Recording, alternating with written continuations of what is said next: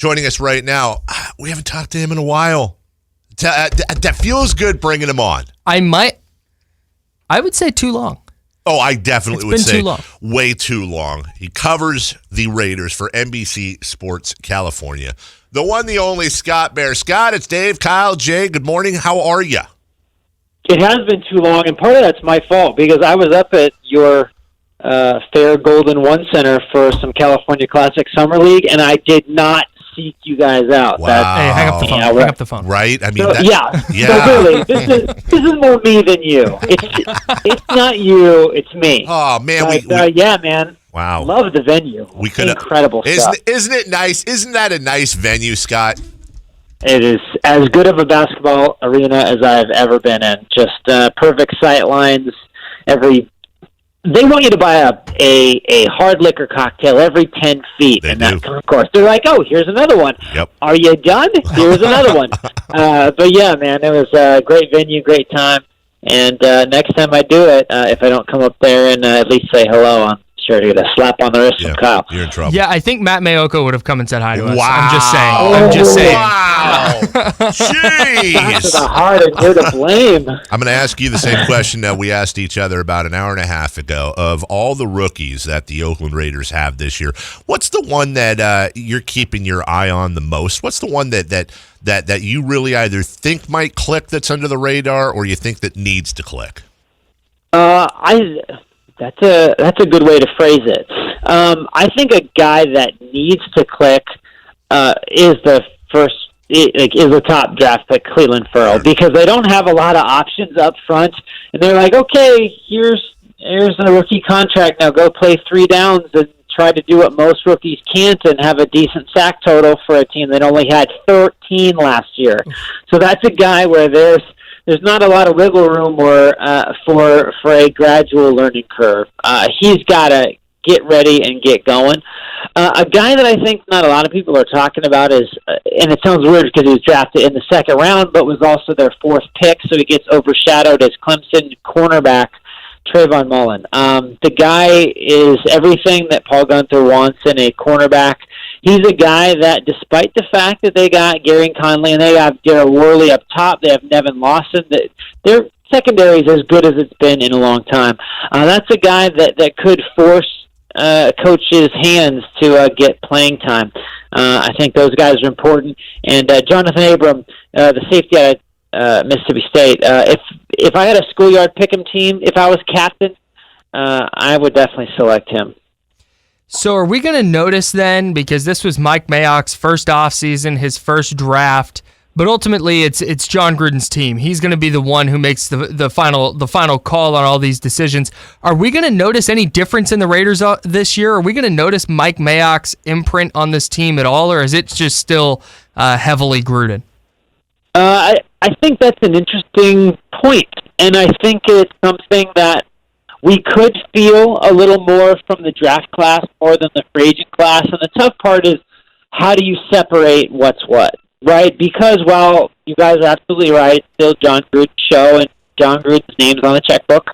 But Mike Mayock exerted more influence and, in my opinion, discipline on this draft class, especially than what Reggie McKenzie was able to do last year when he was a scout. It was kind of along for the ride. So ultimately, I think what we see from this draft class is going to be important for 2 reasons. One, the draft class, not the free agent class, right? Draft class is generally good, higher character guys, leaders, guys that fit their system, and that Mayock had a greater influence on. Now, the key is, those guys better hit, and they better be good. Or guess what's going to happen to John Gruden's ears, right? They're going to get earmuffed, right? Old school style. Like, you can't hear what's going on anymore, and then John Gruden's back in independent mode, and I don't believe the Raiders want that, keeping my beat writer hat on. Right. So, yeah, I mean, I think that's going to be an important thing to watch. Mike Mayock's influence goes down if his draft picks are not good. And if these guys struggle this year and next, maybe he'll have less influence in the following years. It's all going to be important. His draft picks, more than anything else, got to hit. Scott Bair from NBC Sports California joining us this morning. Scott, Mike Sando just recently put out his quarterback tier survey. It's basically a anonymous 55 coaches and executives who rank the QBs in the NFL. Derek Carr all the way down at number 20, and a lot of people pointing out his mental toughness. Do you buy into the fact that maybe Carr is just not mentally tough enough to lead an NFL football team to a championship? I have a really difficult time telling a guy whose job is to stand back there for 5 seconds while 300-pounders are trying to annihilate him, unfit mentally to do that. I just can't do it. But that being said, some of the examples in that that top tier story about him being skittish are not wrong. I mean, it's a look at the tape sort of a situation. The most obvious was you go back to, I believe it was the Indy game where he threw it away on 4th and whatever to essentially secure a loss. That there are times when he was a little skittish. I watched every single snap that anyone was ever allowed to outside the Raiders, and he was under a lot of duress from 2 rookie tackles. He wasn't given the opportunity to succeed. If you look back at the years where he was very good in 2016, and I'm actually sitting down and writing this right now, he was really good. So I think it's all about the hot start, right? In terms of him needing constant encouragement from his head coach, I think that's a bit of a stretch. The one thing that I would warn your listeners about, right, is that he's very good, and John Gruden is even better at saying fun, catchy things that make fans and reporters smirk and then not really think about it too much. For example, last year, he goes in May, he's like, you know what, I think Derek Carr knows my system better than me. False. Right. Right? But it sounds good, and we all think, that must mean that this relationship that's under constant scrutiny, is doing better. I have full faith in Derek Carr. We said that in April. Wrong. Or why are you looking at every top quarterback under the sun? And while you're saying due diligence, Mike Mayock is saying if there's an upgrade out there, we're going to take it, right? That there's lots of these little things where you can slap your buzzer, right? That if you have a keen eye, and I'm developing it now because John Gruden's entering his second year, that now you have to go back and say, wow, okay, that was a very distracting soundbite from the original point, which is this, is that John Gruden, as we've seen, is willing to radically revamp this roster, and literally no one is safe. Because if you can trade Khalil Mack, you can do anything, right? So that it is a prove-it year for Derek Carr, that he does have a good track record of success. He was a little skittish last year. I think John Gruden has to find a way to put him in the best position to succeed in each and every game situation. Now, they have all the talent. I'm going off topic here. They have all the talent that they could possibly want. Now, Derek Carr has to use it well, because when it comes to a clash of personalities or a mind meld or whatever, John Gruden's opinion and his style reigns supreme. John Gruden doesn't have to bow to anyone. If his style doesn't mesh with Derek Carr or vice versa, cool. Trade him. Cut him. Draft a new guy, right? Because it's John Gruden with the 10-year contract. It's John Gruden with the ability to create this roster as he sees fit. And I'm not doubting him, right? I'm just trying to establish a hierarchy and a pecking order that now with that relationship, right, we have to tune out a lot of the anonymous scout noise. We also have to tune out a lot of the platitudes and fun, snappy quotes that you hear at a podium that says everything's okay and you're sitting there sipping tea while the room's burning, right? That somehow we need to have discernible eyes and ears to really figure out what's going on, because what we're being told by anonymous sources and by people in front of microphones is not always the 100% true. I think it's an interesting point you bring up about Gruden and him being the guy where if he's not getting along with somebody, you can cut him or trade him because it's ultimately his team. Well, they bring in Antonio Brown. They make him the highest paid receiver in the league, or one of the highest paid receivers in the league. and he has a very larger-than-life personality. It's part of the reason that he exited Pittsburgh as tumultuously as he did. Do you foresee that becoming an issue? Maybe not early in the year, but down the road, especially if the Raiders aren't winning a ton of games this year? Yeah, I think that's a possibility. I mentioned that, and some people gave me flack. Just because, how do you know the Raiders aren't going to win a bunch of games? Well, sure. The Pittsburgh Steelers, during his tenure, during Antonio Brown's tenure, were never under 500 and averaged 10.4 wins per game, right? Wow. I think I'm pretty safe in saying the Raiders are not going to hit those plateaus, and there may be an early skid, right? So in terms of things that we know about Antonio Brown, we know he's durable. We know he's a little quirky, but I don't really care, and he's going to show up every day in practice and produce on Sundays, right? Those are lock, stock, fit the man for a gold jacket guarantees. You can worry about everybody else except for him. But in terms of a guy that talks a lot about being a prime example for setting a new level of accountability and excellence in everything that happens around football, how is he going to do when, or if, let's say, things really hit the fan and they don't go exactly well? We don't know that. Because if you're a superstar leader who everyone takes their cues from as prime example, if he turns off the Jets, right, then how's everybody else going to react? We saw that locker room last year crumble like it was sand through your fingers. And ultimately, he's got to be a guy. If he's talking about setting a new standard, and he does that through training camp and all that stuff, it has to continue. And the thing that I wonder, and with this is just, three of us talking out loud, there's definitely not a giant audio blowtorch broadcasting this to everybody else, is Antonio Brown would get frustrated with Ben Roethlisberger because of a lack of targets or a lack of efficiency in his direction. Well, it's possible that if Derek Carr struggles or can't stay upright or any of these, pratfalls that could be out in front of the Raiders, how is he going to react then? Is this honeymoon, right, going to end if things aren't going up to the Antonio Brown standard, which, as we've already established, is incredibly high? That is the one thing that we don't know.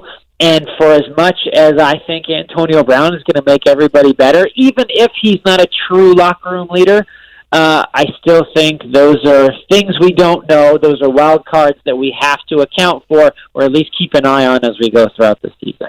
Scott Bair, NBC Sports California, talking Raiders. Raider training camp opens up today. Do you think that the presence of Hard Knocks, now you've got John Gruden, tremendous studio guy, Mike Mayock, tremendous studio guy, Antonio Brown, already almost as big a TV star in some circles as he is a football star. You get a lot of crossover with these guys. I think we can all agree that the Raiders were necessarily made for Hard Knocks, but is Hard Knocks made for the Raiders? Do you think this could be a distraction? I think it can be, yeah, because for as much as the HBO folks and the team, they have control over what's shown, and the cameras blend in and you get used to it eventually. Hard Knocks is already happening, right? They're already going with Max Crosby to see his new tattoo, right? They're in Antonio Brown's house this morning. They were with Derek Carr earlier.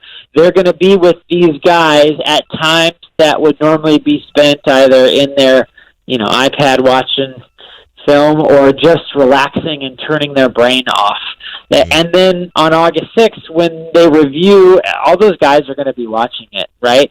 So it is another added layer. That's why you can't get volunteers anymore, because teams don't want this. And I tell you what, man, even that was such a John Gruden thing to say. You slipped into it. I'll tell you what, man. Here's the thing: is I didn't intend to do it. Right. I would have added the voice hit. He's in my brain. Oh my gosh. Anyway, that you can't help but be distracted because John Gruden didn't want it. And Mike Mayock is almost sensitive to a very dramatic degree coming from media about not being in the media's pocket or leaking things to the media and those types of things. So I think for all those reasons, it will be a distraction. Now, will it have an impact? That's a different thing, right? Is that once Hard Knocks goes, and they don't stay throughout, the entirety of everything, but once they do that, how will they come out on the other side of it? It could be ultimately a galvanizing thing, right? We don't know that yet, but to say that they'll just be flies on the wall and the Raiders won't notice and it won't pull focus is more of that stuff that sounds good on a podium, right? Which I'll probably be preaching all year. It's going to be my new thing now, is just to make all of your listeners critical listeners, right? That we can really dissect these things and try to find out what's actually going on as opposed to what we're being told and what we want to hear. What episode can we look forward to the Scott Bair featurette on Hard Knocks? Well, okay, I mean, probably the first one, because I'm going in a neon yellow medium, right? Perfect. With some overly large sunglasses, and then I'm going to ask the most ridiculous, outlandish question to get a John Gruden eyebrow raise you can possibly have on day one. That's my goal. I'm an attention seeker. These are the things that I do. Look at me. I'm over here. Someone give me a camera. This is outstanding. Scott, speaking of seeking attention, an article you put out a couple months ago that I happened to stumble upon, which I thought was very interesting, is I wanted to get your take on Darren Waller. Obviously, you had pointed out that he's kind of the quote-unquote secret weapon. He's going to slide into that tight end role. Any chance he can match the production of Jared Cook from last year, this year? I think I'm going to say no, but I'm going to say that you're onto something at the same time, because Jared Cook was on a team with one good receiver, him, right? This year it's not going to be that way, and he's going to be what they call a joker, right? Which means he doesn't line up in line as a true tight end a whole lot. Could be in the slot, could be anywhere, but he has the talent and size and everything that you hope for to get through, to get opportunities, especially when, let's be honest, coverage is going to shade towards Antonio Brown and even Tyrell Williams on the other side. And he's a massive human who can run. He's a former receiver. So, yes, I think he can be a productive member of this offense, and not to hijack the rest of the segment. But a small little part of it is this is a guy that's been suspended twice for violations of the substance abuse policy, that he's been tripping over his own shoelaces for a long time. And he is as open and transparent about those struggles and about him finding a new life path to overcome those things. And you can't have anything but respect for a guy like that. He's a very easy person to root for as a human and as an athlete, and I think that he will get his opportunities. I'm of the belief that he's got the mindset, the motivation to finally get his career on track, and the opportunities to make it happen. He's a guy that you're going to want to root for, and if he ever signs a second contract, that number 83 is going to be something you should go out and buy a jersey for. A really, really good guy. You can go check out NBC Sports California online and read all of Scott's Raider coverage. I'm sure you're going out to Napa. What can fans look forward to this week from you? I mean, there's going to be a lot of training camp questions and camp battles. We're trying to set up what's going to happen in camp before we really get there. So there's going to be a lot of that. I have a podcast coming up Thursday with a Hard Knocks executive producer that'll give you a real behind-the-scenes look at what it takes to produce this show, how many guys, how many camera hours, how fast the turnaround. So then when you watch the show, you're like, oh my gosh, they pulled that off in a week. And a lot of good behind-the-scenes material. So, and later today, a big Derek Carr feature, and a lot of what you guys are asking about. I guess it's not just John Gruden that's in my head. It's you guys too. Yeah, well, of course, at Bair, Bair NBCS, as in super duper interview Scott Bair. And next time you come up to Golden One and don't say hi to us, there's going to be problems. You know that. Understand completely. All right, thanks, guys. Take care. That's Scott Bair. The Drive.